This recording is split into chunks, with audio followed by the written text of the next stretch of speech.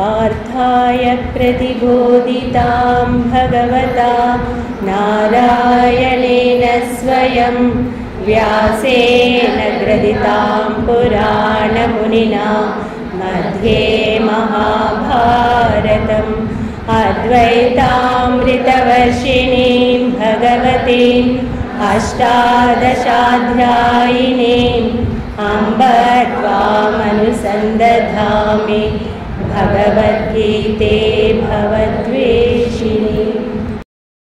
స్వామి రంగనాథానంద గారు ఒక జరిగిన సంఘటన చెప్పేవారు. వారు ఢిల్లీ రామకృష్ణ మఠంలో అధ్యక్షులుగా ఉండగా వారి గీతా క్లాసులకు కానీ మిగతా ఏ ఉపనిషత్తు క్లాసులు తీసుకున్నా లాన్ నిండా జనాలు ఉండేవారు. వాళ్ళల్లో ఐఏఎస్ ఆఫీసర్లు, పోలీస్ ఆఫీసర్లు, మంత్రులు, అలా ఎంతోమంది ఇలైట్ పీపుల్ అంతా వచ్చేవారు. వారిలో పోలీస్ ఆఫీసర్ భార్య ఒకరి ఇంట్లో జరిగిన సంఘటన. ఎప్పుడు వారి హస్బెండ్ ఆమెనే తిప్పి పొడుస్తుండేవారు. ఏంటి వెళ్తావు అక్కడ ఆదివారం హాయిగా ఇంట్లో కూర్చోకుండా, ఏముంది అక్కడ, నీకేమైనా స్వర్గానికి టికెట్ వస్తుందా, సర్లే ఈసారి స్వర్గానికి టికెట్ వస్తే నాకు కూడా ఒకటి తీసుకురా అని అనేవారట.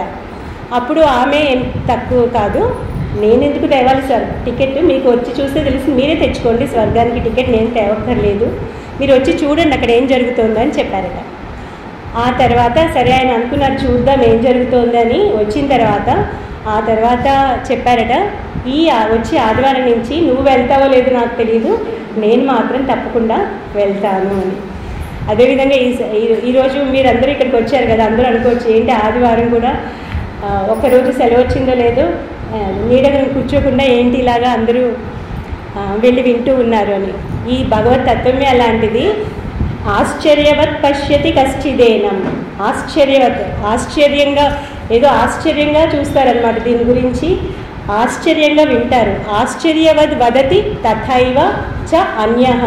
కొంతమంది దాని గురించి చెప్పేటప్పుడు అదేదో ఆశ్చర్యకరమైన వస్తువుగా చెప్తారు.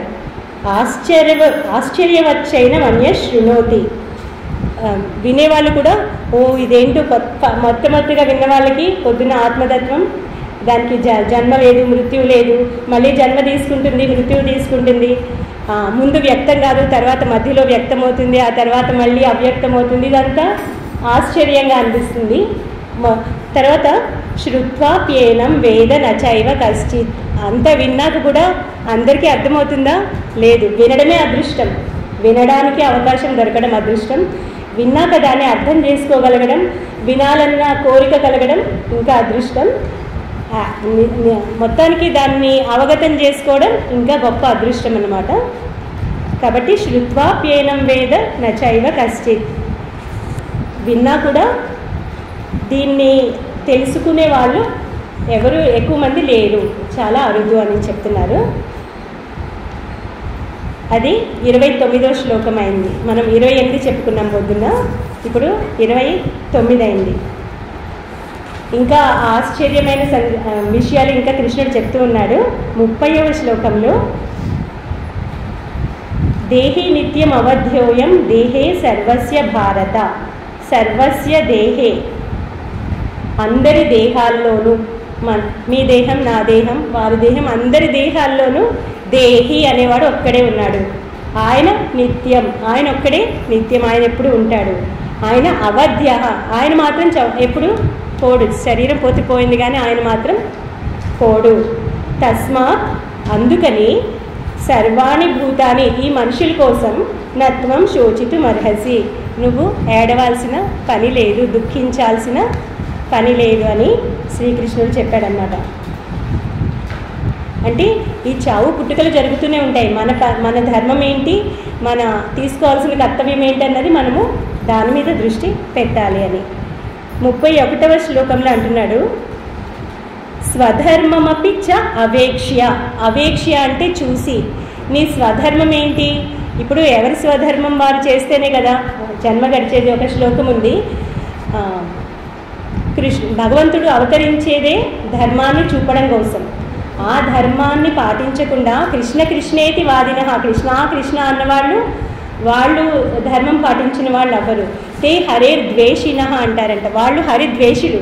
ఎవరైతే ఏ కృష్ణుడైతే ధర్మాన్ని చూపడం కోసం అవతారం తీసుకుంటాడో ఆ ధర్మాన్ని పాటించకుండా హే కృష్ణ అని ఎవరైతే అంటారో కృష్ణ కృష్ణేతి వాదినః తే హరే ద్వేషినో మూఢాః, వాళ్ళు హరిద్వేషులు అవుతారు, మూఢులు అవుతారు అన్న ఒక శ్లోకం ఉంది.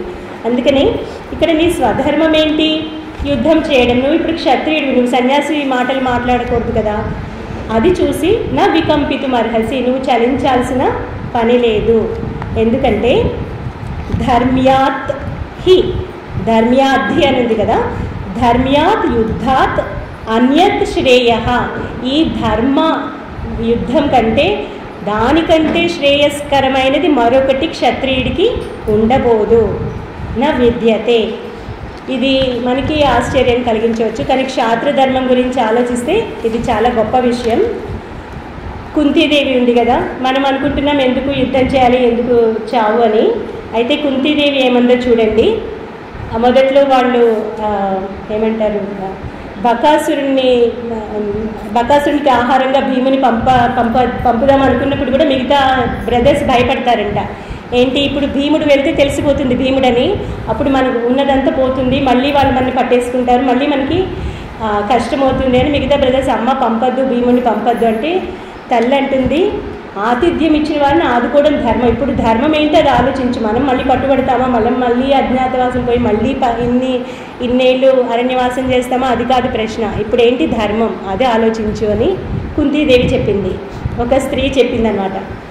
అలాగే వనవాసం అంతా అయిపోయిన తర్వాత యుద్ధం ప్రారంభమయ్యే ముందు కుంతీదేవి కృష్ణుడి ద్వారా ఈ పాండవులకి ఒక సందేశాన్ని పంపిస్తుంది. అది వింటే మనందరికి అంటే మనందరి వాళ్ళు గగురుపడుస్తుంది, ఒక తల్లి హృదయం ఎలా ఉంటుంది అన్నది. నాయనలారా, రాజ్యం పోయినప్పుడు నేనంత బాధపడలేదు, మీరు జూదంలో ఓడిపోయినప్పుడు కూడా నేనంత బాధపడలేదు, దేశం వదిలి అజ్ఞాతవాసానికి వెళ్ళినప్పుడు కూడా నేనంత బాధపడలేదు, దుఃఖించలేదు. కానీ ఆ నిండు సభలో మహా ఇల్లాలి ద్రౌపదికి అన్యాయం జరిగింది, అది కానీ చాలా జరగకూడని పని, అలాంటిది జరిగింది. మీరు అది గుర్తుంచుకోండి, కాబట్టి మీరు ఏది ధర్మం అన్నది చేసి తీరాలి అని చెప్పి. క్షత్రియకాంతి ఎవరికి జన్మనిస్తుందో తెలుసా? ఏదో మా పిల్లలు పుట్టారంటే ఎందుకు, శివాజీ తల్లి తెలుసు కదా మనకి, ఎలాంటి పిల్లలు కావాలి, వాళ్ళని ఓడించి ఆ నవాబులను ఓడించి ఇలాంటి పిల్లలు కావాలి అని కోరింది శివాజీ తల్లి. అలాగే క్షత్రియకాంత ఎవరికి జన్మనిస్తుంది? దుష్టులను అణగదొక్కే వారికి, సత్యనిష్ట కలవారికి, క్షాత్రధర్మాన్ని పాటించే వారికి జన్మనిస్తుంది. నేను అలాంటి వారికి జన్మనిచ్చారని అనుకుంటున్నాను, కాబట్టి మీరు ఏది ధర్మమో ఆలోచించుకోండి అని కుంతీదేవి సందేశం పంపింది. కనుక ఇటువంటి ధర్మయుద్ధం కంటే మరొక శ్రేయస్కరమైనది క్షత్రియుడికి ఉండదు. కాబట్టి నువ్వు ఇంత గొప్పగా పండితుల్లాగా మాట్లాడి ఏడవలసిన పని లేదు అని కృష్ణుడు చెప్తున్నాడు. 32వ శ్లోకం. ఈ యుద్ధం ఎలాంటిదంటే క్షత్రియుడి కేసులో యదృచ్ఛయ అంటే బై ఛాన్స్ వచ్చింది. ఇప్పుడు వీళ్ళు కావాలని నేను యుద్ధం చేస్తానని వీళ్ళు వెళ్ళలేదు, ఒక్క ఊరితో అయినా వాళ్ళు సర్దుకుపోవడానికి తెలుసు కదా వాళ్ళకి కదా, ఒక ఊరు ఇచ్చినా చాలు మేము సర్దుకుపోతాం. ఎందుకంటే రాజులు అన్నాక వాళ్ళు ఏదో ఒక రాజ్యం అన్న ఒక ఊరన్నా కావాలన్నా, దానికి కూడా వాళ్ళు ఒప్పుకోలేదు. అయితే అయినా ఇంకా తప్పదు యుద్ధం అయింది కనుక యదృచ్ఛయాచ ఉపపన్నం, దాని అంతటా అదే బై ఛాన్స్ వచ్చింది. స్వర్గద్వారం అపావృతం. క్షత్రియుడికి ఎప్పుడూ కూడా యుద్ధం అంటే స్వర్గద్వారానికి అది దారి, స్వర్గద్వారం తెరుచుకుంటుంది అన్నమాట నీకు. సుఖిన క్షత్రియ పార్థ, హే పార్థ, అదృష్టవంతులైన క్షత్రియులు మాత్రమే ఈ దృశం యుద్ధం, ఇటువంటి యుద్ధాన్ని లభంతే పొందుతారు. మీరు కావాలని చేయట్లా, ఇప్పుడు యుద్ధం చేయక తప్పదు, కాబట్టి మీరు ఈ యుద్ధాన్ని క్షత్రియుల్లాగా చెయ్యండి అని. 33వ శ్లోకం.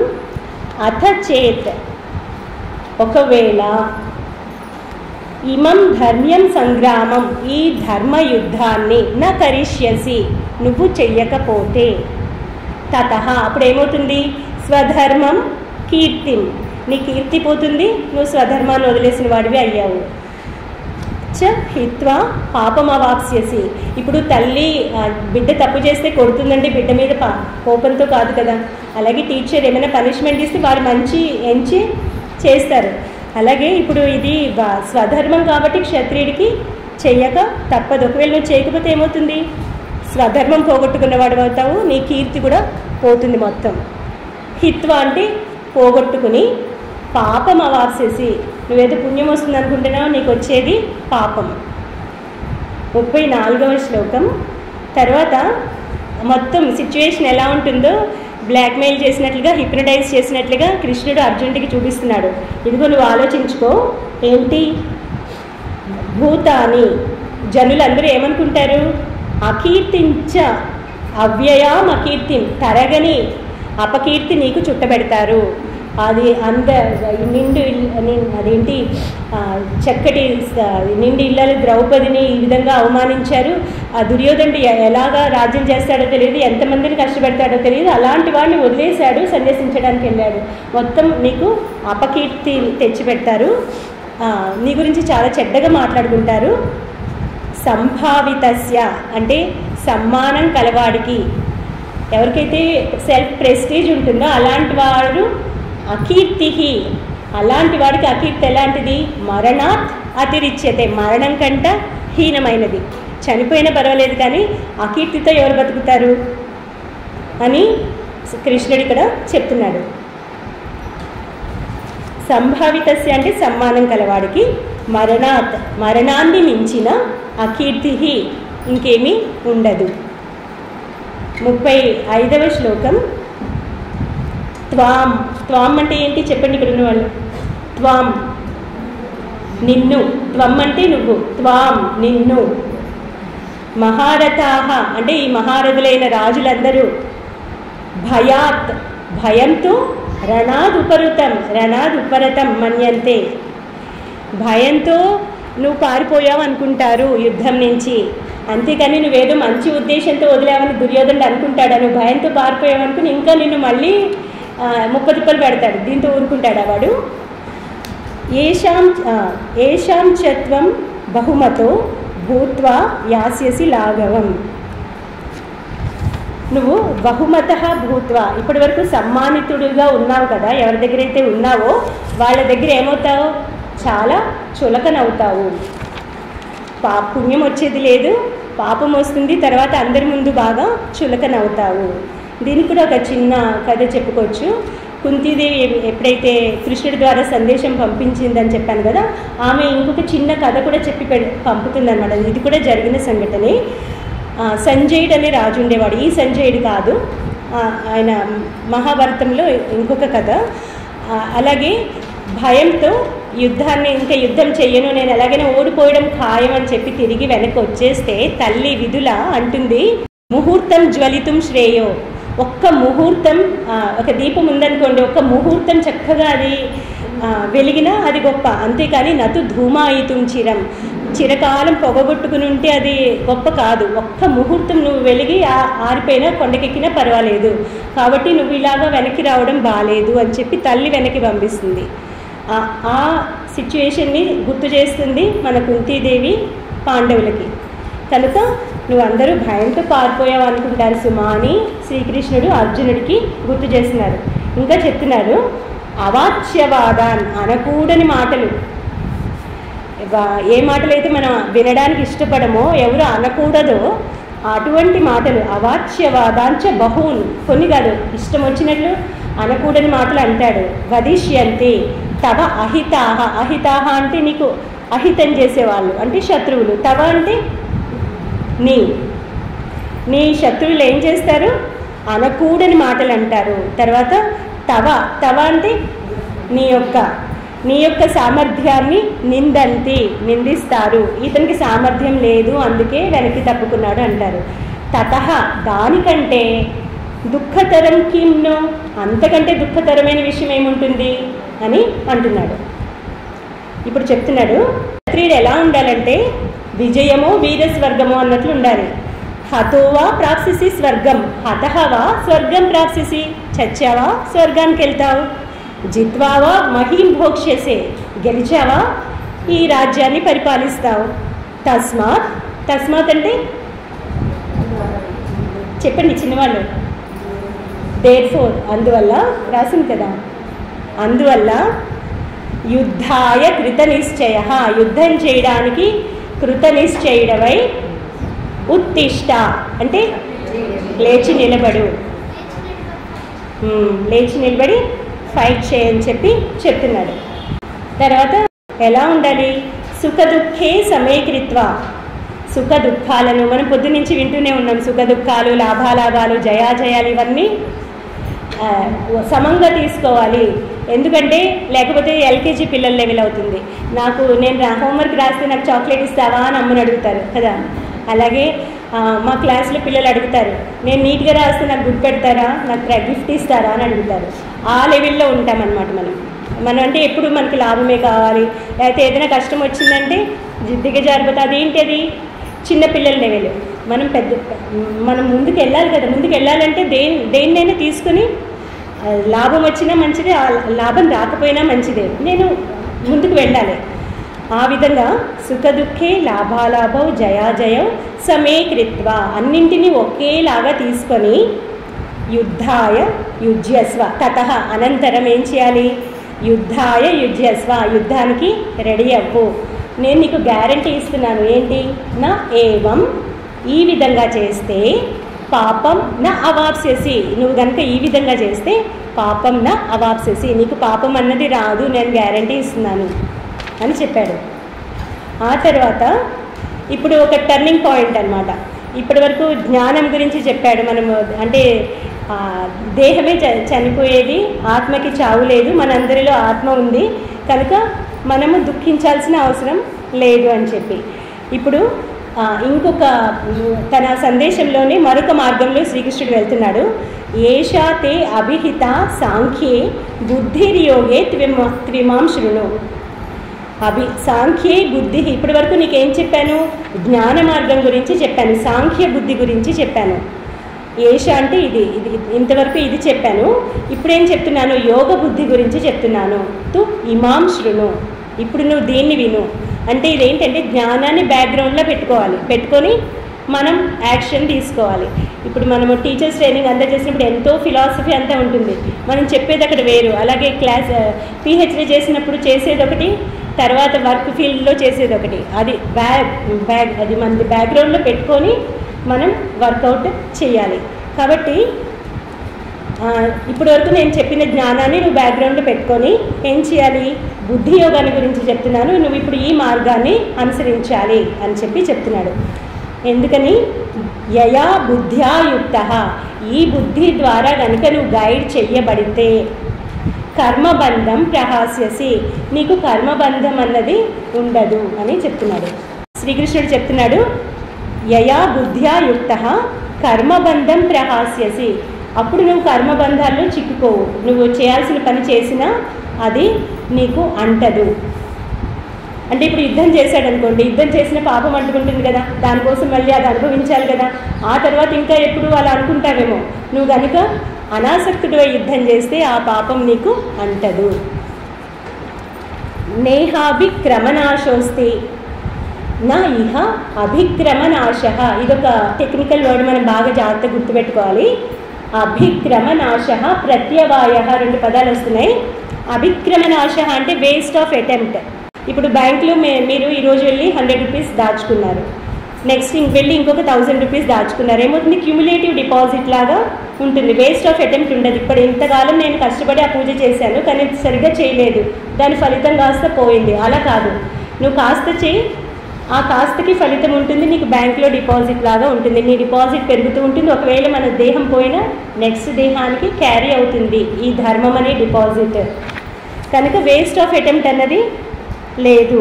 ఎలాంటి ఇప్పుడు మనం ఇల్లు కట్టుకున్నాలనుకుంటే మనం ఫౌండేషన్ వేసుకున్న తర్వాత డబ్బులు అయిపోయి కొన్నాళ్ళకి, 1 ఇయర్ తర్వాత కట్టుకున్న ఫౌండేషన్ నెక్స్ట్ గోడలు వేసుకున్న కొన్నాళ్ళకి ఇంకా ఆ విధంగా వేస్ట్ ఆఫ్ అటెంప్ట్ ఉండదు ఈ మార్గంలో. అలాగే ప్రత్యవాయ అంటే కాంట్రరీ ఎఫెక్ట్. అది ఒక స్టోరీ ఉంది.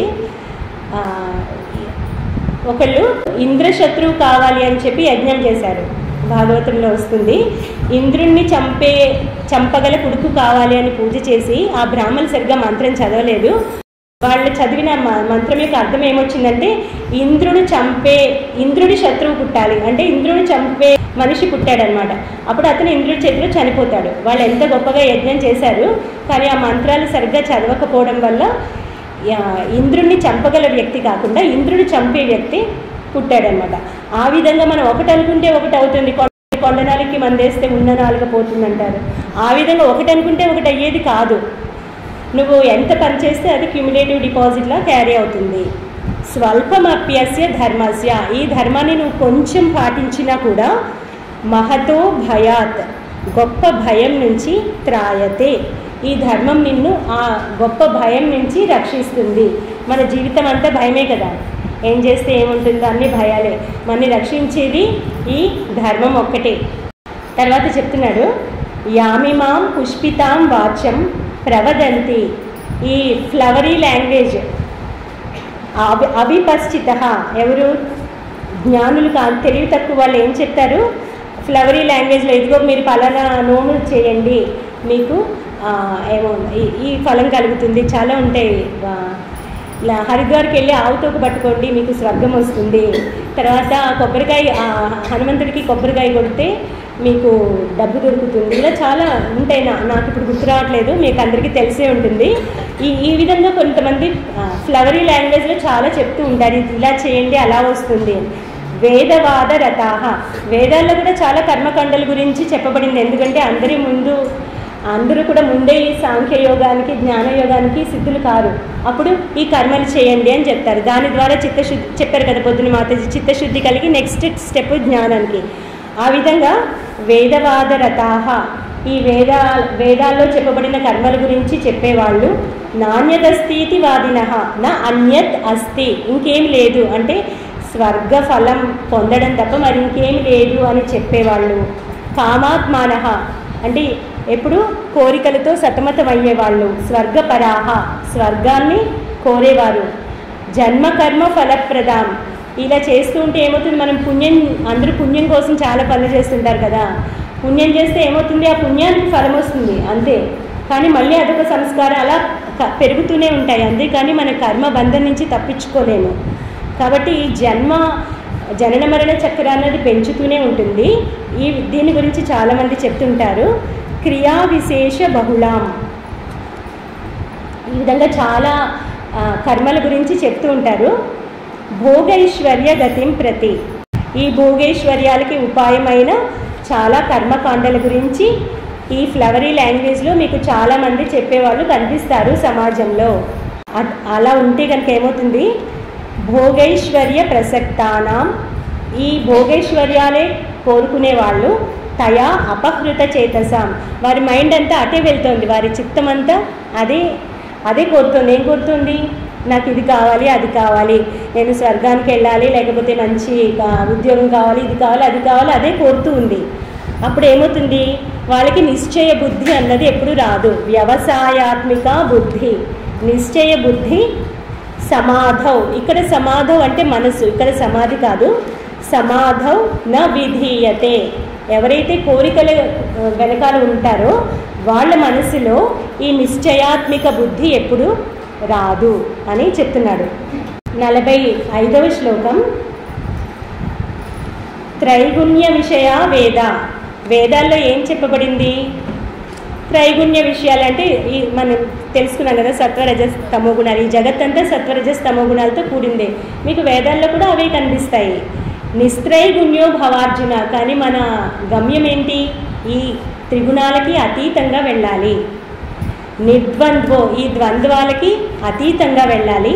నిత్య సత్వస్తో, సత్వగుణంలో అధిష్ఠితుడివై ఉండాలి.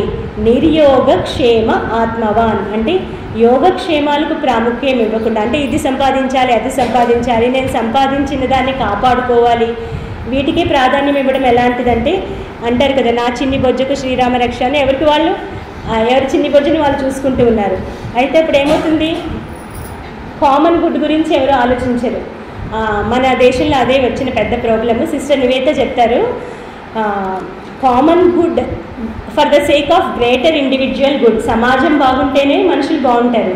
ఇప్పుడు సమాజం బాగుండాలంటే మనుషులందరూ సమాజం గురించి ఆలోచిస్తేనే బాగుంటారు. కానీ మనుషులు నేను బాగుండాలి, నేను బాగుండాలి, నేను బాగుండాలి, నేను బాగుండాలి. మరి సమాజం ఎలా బాగుంటుంది అంటే సమాజానికి మనం ఏం చేయాలో చేయకుండా నేను అని ఆలోచిస్తే కుదరదు. కాబట్టి ఆ ఫలం గురించి ఎక్కువ ఆలోచించకూడదు. నిర్యోగక్షేమ ఆత్మవాన్. ఈ యోగక్షేమాల గురించే నాకు ఇవాళ ఇంకా నేను ఎంత సంపాదించాలి, ఎంత దాచుకోవాలి, అది మళ్ళీ పోతుందా, ఆ బ్యాంకు ఫెయిల్ అవుతుందా, లేకపోతే ఇలా మనం ఆలోచిస్తూ ఉంటే అదే కాకుండా సమాజాన్ని గురించి కూడా కొంచెం ఆలోచించాలి కదా. అందుకని నిర్యోగక్షేమ ఆత్మవాన్, యోగక్షేమ రహితుడవై ఆత్మజ్ఞానాన్ని పొందడానికి ప్రయత్నించు అని చెప్తున్నాడు. 46వ శ్లోకం. ఇప్పుడు మనకి వేడిగా ఉంది, మొక్కలకి బాగా నీళ్ళు పెట్టాలి కదా ఎండాకాలంలో.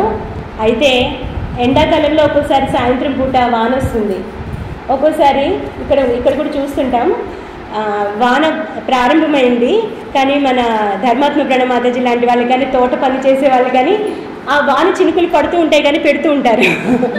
ఎందుకంటే ఈ వాన ఇప్పుడే ఆగిపోతుంది, ఇది ఎండాకాలం వాన నమ్మలేమని. కానీ ఇక్కడ అలా కాదు, ఇది ఎప్పుడు ఉండే వాన. యావాన్ అర్థ ఉదపానే సర్వత సంప్లుతోదకే. మన చుట్టూ నీళ్లున్నాయి, అప్పుడు ఎవరైనా బావి తవ్వుకుంటారా? మనకి పెద్ద నది దగ్గర ఉంది, ఆ నది దగ్గరికి వెళ్ళి నది ఒడిని ఎవరైనా బావి తవ్వుకుంటారా? నది నీళ్ళు తీసుకోవచ్చు కదా.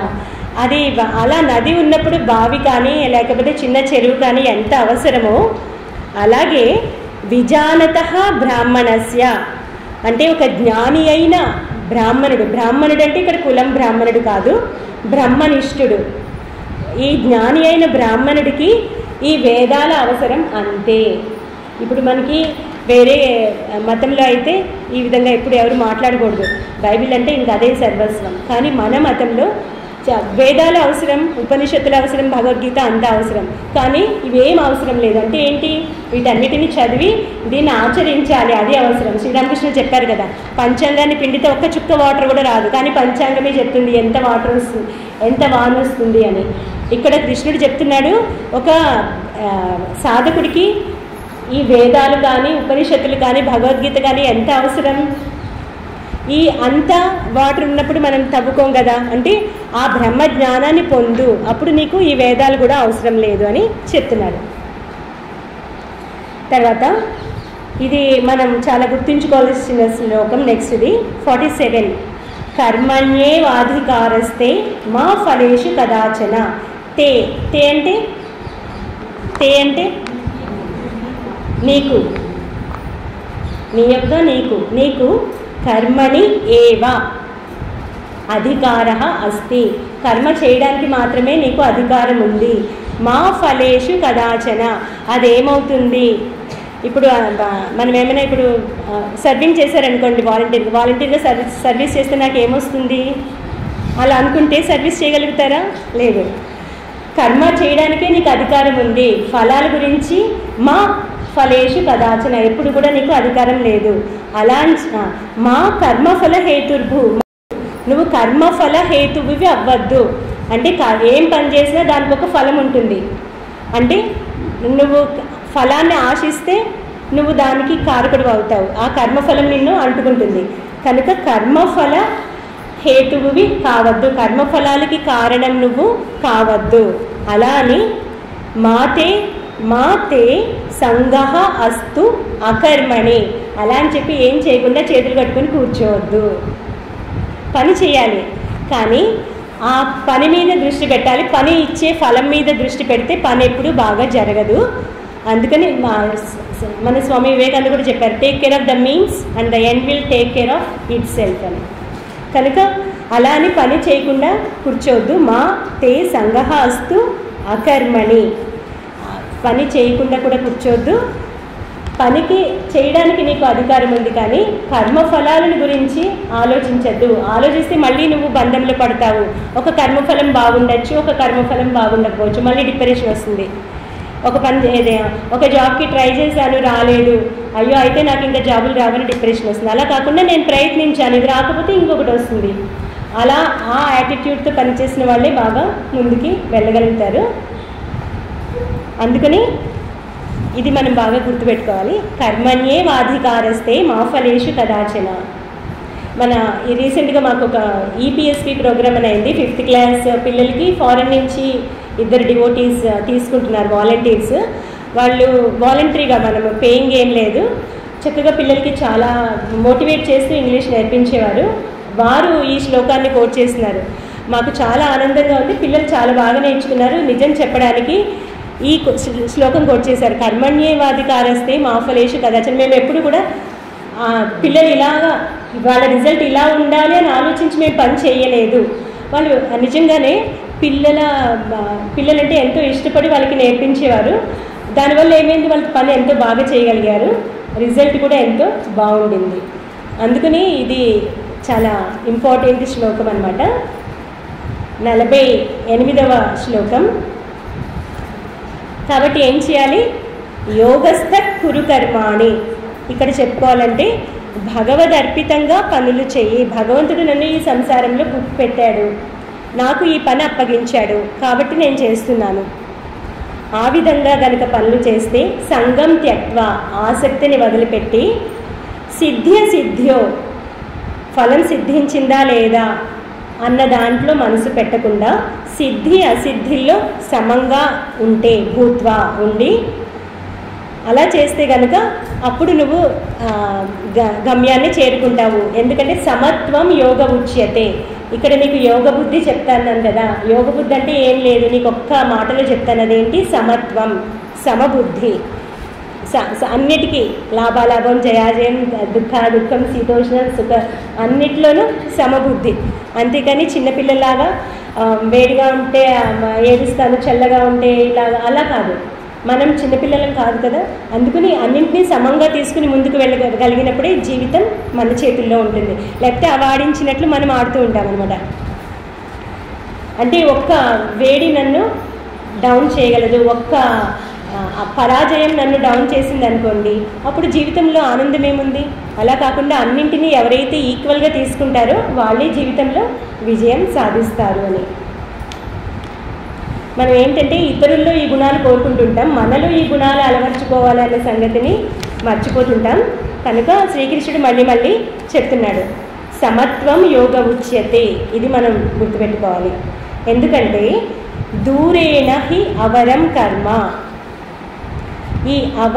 ఈ కర్మ అంటే కామ్యకర్మ, ఫలాన్ని ఆశించి చేసే కర్మ చాలా అధమమైనది. దూరేణ అంటే చాలా, అవరం అంటే అధమం. దూరేణ హి అవరం. నాకు ఈ రిజల్ట్ వస్తేనే నేను పనిచేస్తాను, ఈ ఉద్యోగం వస్తుంది అనుకుంటేనే నేను రాస్తాను, వస్తుందా రాదో చెప్పండి, లేకపోతే నేను ఈ పరీక్ష రాయను అలా అనుకుంటే. ఇప్పుడు ఎంతమంది రాస్తున్నారు, ఫెయిల్ అవుతున్నారు, మళ్ళీ రాస్తున్నారు. అది కావాలనుకుంటే రాయి, అలా అనుకుంటే నీకు ఛాన్స్ పోయింది, లేకపోతే ఇప్పుడు ఒకవేళ వచ్చేదేమో ఛాన్స్ పోయింది. కాబట్టి కామ్యకర్మ చాలా అధమమైనది. దేనికన్నా? బుద్ధి యోగాత్. బుద్ధి యోగం అంటే ఇప్పుడు ఏంటి మీరు చెప్పండి? నిరాసక్తతో కర్మలను ఆచరించడం, తర్వాత సమత్వ బుద్ధి, జయమైన అపజయమైన సమత్వ బుద్ధితో పని చేయడం. కనుక ఈ బుద్ధి యోగంతో చేసే పని కంట ఫలాన్ని ఆశించి చేసే పని చాలా అధమమైనది అని చెప్తున్నారు. కాబట్టి బుద్ధౌ శరణమన్విచ్చ. ఇక్కడ బుద్ధుడిని శరణు పొందని కాదు, బుద్ధం అంటే సమత్వ బుద్ధిని ఆశ్రయించు. శరణు పొందు అంటే మన బుద్ధి ఎక్కడైనా కూర్చోదు, మనం వెళ్ళి దాన్ని శరణు వేడుతున్నాను అంటే మన మాట వినడం కాదు. మనం కొంచెంగా స్వల్పమప్యస్య త్రాయతే మహతో భయాత్ అన్నారు. కొంచెంగా దాన్ని అలవర్చుకుంటూ ఉంటే అది పెరుగుతుంది. రంగనాథాన్ని మహారాజ్ అనేవారు, ఈ రెస్లర్స్ వీళ్ళందరూ ఉంటారు కదా, మెల్లిమెల్లిగా వాళ్ళ కండల్ని అది పెంచుకుంటారు. ఒకే రోజు బాగా కండల్ని పెంచుకోరు. మనం కొంచెం చేసుకుంటూ మన సాధనని పెంచుకోవాలి అని. కాబట్టి బుద్ధౌ శరణమన్విచ్చ కృపణాహ ఫలహేతవ. ఫలాన్ని కోరే వాళ్ళు ఎవరు అంటే కంజూస్, పిసినారోళ్ళు. ఇదేవా ఈ ఫలం ఉంటేనే నేను చేస్తాను, అది అంటే చాలా పిసినార్త అన్నమాట. లేకపోతే నేను చేయను అంటే అది మనకి ఆ లోభం పోవట్లేదు, చాలా లోభం అది.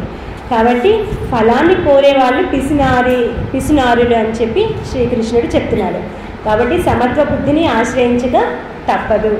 అంటే మనకి జీవితంలో మనము కావాలనుకుంటే సమత్వ బుద్ధి కావాలి. మనం అనుకున్నదే ఎప్పుడు అయిపోదు. తర్వాతి శ్లోకం, ఇక 1-2 శ్లోకాలు ఉన్నాయి. బుద్ధియుక్త జహాతీహ ఉభే సుకృత దుష్కృతే. బుద్ధియుక్త అంటే ఈ సమత్వ బుద్ధి గల వ్యక్తి, అంటే నిష్కామ కర్మయోగి. ఇహ ఈ లోకంలోనే సుకృత దుష్కృతే పుణ్య పాపాలని రెండింటిని జహాతి, ఉభే అంటే రెండింటిని, జహాతి అంటే వదిలేస్తాడు. అంటే ఇది పుణ్యం స్వర్గానికి దారితీస్తుంది. కార్తీక మాసంలో నూనె దీపం వెలిగిస్తే పుణ్యం కనుక నేను చేస్తాను. లేకపోతే ఇప్పుడు ఎవరు కష్టాల్లో ఉన్నారు, ఒక ఏమంటారు, ఇప్పుడు వాళ్ళని కనుక రక్షించాలంటే ఒక్కోసారి మనం చిన్న అబద్ధం కూడా చెప్పాల్సి రావచ్చు. అది అంటే నిజంగా అవసరమైతే. అలాంటప్పుడు లేదు నాకు పాపం వస్తుంది అని చెప్పి నేను చేతులు కట్టు కూర్చుంటే అది సరైనది కాదు. గాంధీ గారే అన్నారు, బ్రిటిష్ వాళ్ళు వాళ్ళ గ్రామంలో వచ్చి ఆడవాళ్ళని కూడా కష్టాలు పెడుతుంటే వీళ్ళ అహింస అని కూర్చుంటే నేను బోధించిన అహింస పిరికి వాళ్ళ అహింస కాదు అని చెప్పి గాంధీ గారే అన్నారట. ఆ విధంగా ఇది ఈ పని చేస్తే పుణ్యం, ఈ పని చేస్తే నరకం అని లెక్కలు కట్టుకుంటూ కూర్చోడు ఎవరు? ఈ కర్మయోగి. పుణ్యాన్ని పాపాన్ని ఈ లోకంలోనే త్యజిస్తాడు. నేను చేయాల్సిన కర్మ ఏంటి, నా స్వధర్మం ఏంటి, జీవితంలో నా లక్ష్యం ఏంటి, ఉన్నత గమ్యం ఏంటి, నాకు మోక్షం కావాలి, తర్వాత నా స్వధర్మాన్ని నేను బాగా నిర్వర్తించాలి, దాని మీదే అతని దృష్టి ఉంటుంది. అతడు పిసినారిలాగా ధనాన్ని కూడబెట్టుకోడు. పిసినారి ధనం కూడబెట్టినా అది వేరే వాళ్ళకే చెందుతుంది. కనుక ఇతడు తెలివిగా ముందే దాన్ని జాగ్రత్తగా ఏం చేస్తాడు, పాపపుణ్యాలు జోలికి పోకుండా తన స్వధర్మాన్ని, ఆ ఉన్నత లక్ష్యాన్ని చేరడానికి ఏం కావాలి దాని మీద మనసు పెడతాడు. ఎందుకంటే కర్మజం బుద్ధియుక్తా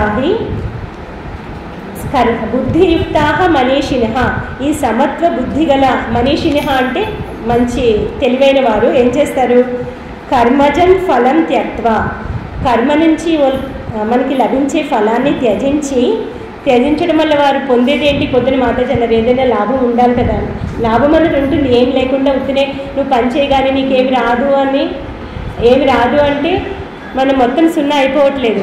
మనం ఎన్రిచ్ అవుతున్నాం, మన జీవిత ప్రమాణం పెరుగుతోంది, మనం ఉన్నత లక్ష్యం వైపు ముందుకి సాగుతున్నాము. వాళ్ళు ఏమవుతారు, జన్మబంధ వినిర్ముక్తాహ, ఈ జనన మరణ చక్రం నుంచి పక్కకి తప్పుకుంటారు. మిగతా వాళ్ళందరూ ఆ జనన మరణ చక్రంలో గిరిగిరా కొట్టుకుంటూ ముందుకెళ్తూ ఉంటారు. వారికి ఎప్పుడో సమయం వస్తుంది, వారికి తెలివి వస్తుంది. వీరికి ఈ జన్మలోనే ఆ తెలివి వచ్చింది. ఇప్పుడు బుద్ధి అని చెప్పారు కదా, శ్రీరామకృష్ణులు కూడా చెప్తారు ఏంటంటే, ఒకసారి ఏదో ఒక చిన్న కథ చెప్తూ ఉంటారు. ఒక రత్నం, ఎవరికో ఒక రత్నాల వ్యాపారి ఒక రత్నాన్ని ఇచ్చి వంకాయల వ్యాపారి దగ్గరికి వెళ్ళి ఎంత ఇస్తాడో కనుక్కోండి, నేను 20 సేర్ల వంకాయలు ఇస్తాను, దానికంటే ఒక్క వంకాయ కూడా ఎక్కువ ఇవ్వను.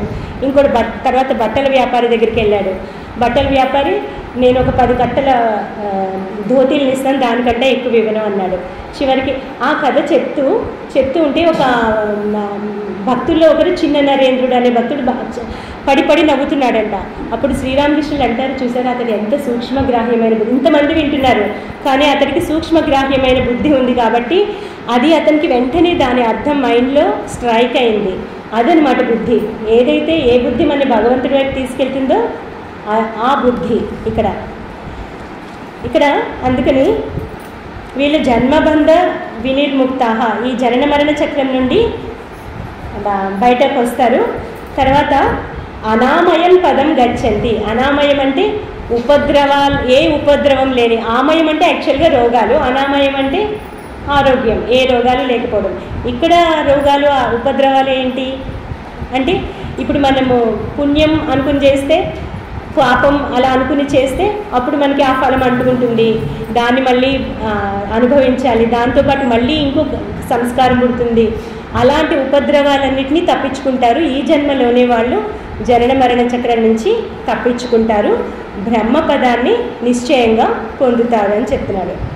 ఇది తర్వాత యదా తే మోహకలిలం బుద్ధి వ్యతితరిష్యతి. తే బుద్ధి, తే అంటే నీ బుద్ధి, యదా ఎప్పుడైతే ఈ మోహకలిలం, ఈ మోహం అనే కాలుష్యాన్ని వ్యతితరిష్యతి అంటే దాన్ని దాటుతుందో. ఈ మోహం అనేది కాలుష్యం అనమాట. అంటే ఇప్పుడు కరోనాలాగా వచ్చిందంటే మనకి ఒక్కసారి కలుషితమైతే ఏం చేస్తుంది, మనం మొత్తం మనిషిని కలుషితం చేసేస్తుంది. ఇంకా అలాగే ఆలోచిస్తూ ఉంటాడు, అతడి మైండ్ సెట్టే మారిపోతుంది. కాబట్టి ఆ మోహ కలిలాన్ని, ఆ అవివేకం అనే కాలుష్యాన్ని గనక నువ్వు ఎప్పుడైతే దాన్ని దాటగలుగుతావో అప్పుడు ఏమవుతుంది? తదా నిర్వేదం గంతాసి, అప్పుడు నీకు నిజమైన వైరాగ్యం వస్తుంది.